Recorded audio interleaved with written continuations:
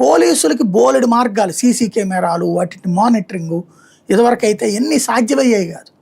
Technology development కూడా నక్సల్ జీవితాలకి నరకం చేసింది. ఇప్పుడు వీటన్నిటి ఫలితమే ఇవాళ రోజున నక్సలిజం అంతం దిశగా అడుగులు పడుతున్నాయి అన్నమాట.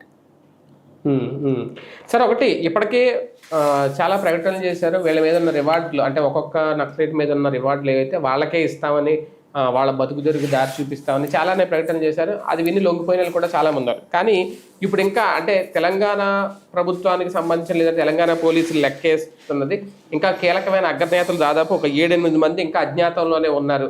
కానీ వాళ్ళని శాంతియుతంగా బయటికి తీసుకురావాలి అనే చర్చలు జరుగుతున్నాయంట.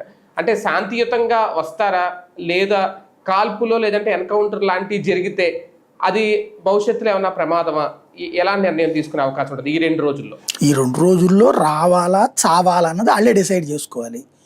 ఇప్పుడు ఎంతమంది నక్సల్స్ పెద్దలు వచ్చినప్పుడు దొరికినప్పుడు వీళ్ళే వాళ్ళ అనుపాలన ఇస్తారు రేపు పొద్దున చచ్చినట్టు. ఎందుకు? వీళ్ళు వీళ్ళని వర్గశత్రువులుగా చూస్తారు. ఇప్పుడు అడవుల్లో రేపు పొద్దున ఎప్పుడైనా వీళ్ళ మీద ప్రాణం తీయచ్చు. తమకి ప్రాణం తీస్తారన్న ఉద్దేశంతో వీళ్ళే పోలీసులు సమాచారం ఇస్తారు ఎక్కడెక్కడికి వస్తారు. కాబట్టి లేపేయడం సులభం అవుతుంది. ఓ రకంగా చెప్పాలంటే ఇప్పుడు 25 లక్షలు 20 లక్షలు 25 లక్షలు ఇచ్చారు తెలంగాణలో. ఈ పెద్ద నాయకులు కూడా లొంగిపోతే ఇస్తారు. మిగతా రివార్డులు కేంద్ర ప్రభుత్వం ఇస్తుంది. 1 కోటి రూపాయల 50 లక్షలు ఎంత అనేది.